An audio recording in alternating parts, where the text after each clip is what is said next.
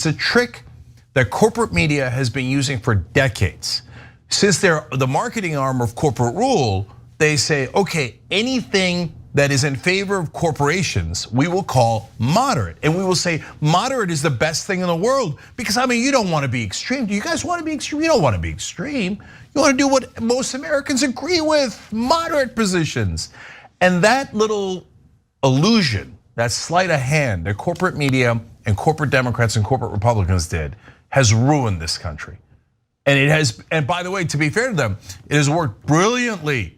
It has created an alternate reality.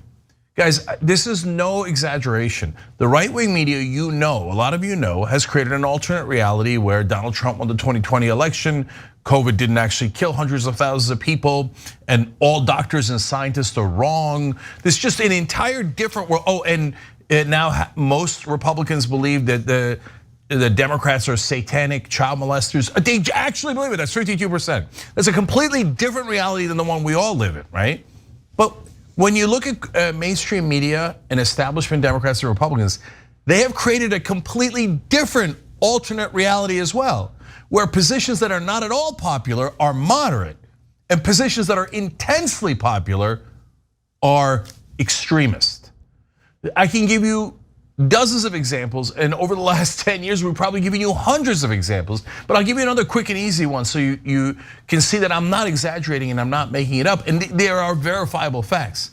So cutting Social Security and Medicare is a disastrous idea according to the American people. Every poll shows they're the two most popular programs, polling, I think Medicare is at 77%, so it's not quite at 80, right? But I might be thinking of Medicaid. Medicare, this is now recollecting the last poll that I saw, is certainly 77% or higher. I think it might be in the 80s. Social Security is around 90%.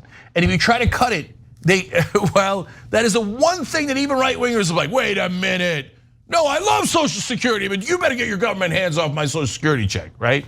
They don't quite make sense because they've got the brainwashing from right-wing media, but they know that they don't want their Social Security, Medicare touched. They love that, right?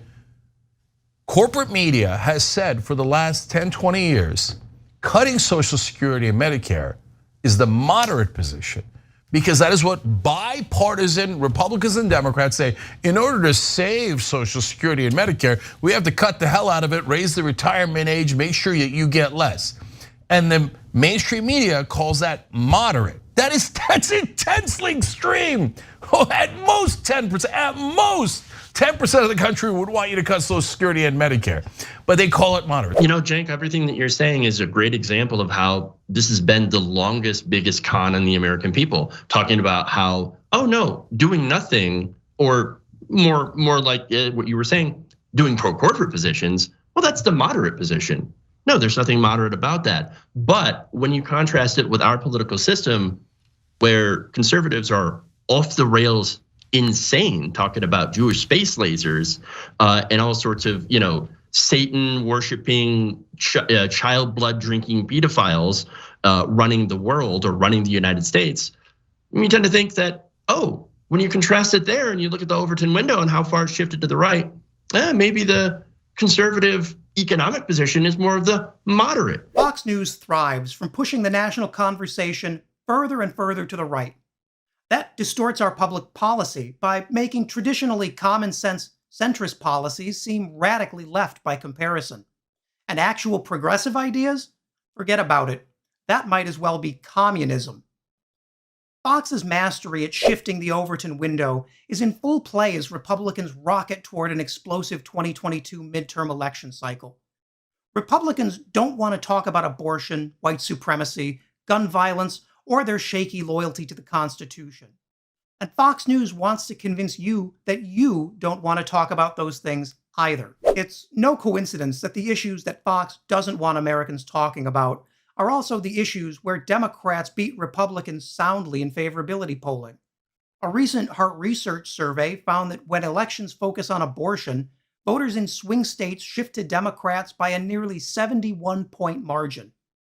And that advantage extends to the environment too, where Pew Research found that over half of Americans nationally and a quarter of self-identified conservative Republicans said that climate change policies do more good than harm. But not in Foxland. Not a single Fox News program has ever referenced those surveys. Fox News and the GOP don't want to talk about the America that we actually live in. But with no coordinated pushback from Democrats' network of communication shops and consultants, that political distortion field is the reality a growing number of Americans believe is true. If Republicans recapture Congress this November, our national Overton window will rush to the right like we've never seen before. That's terrible news for Democrats. It's deadly news for democracy.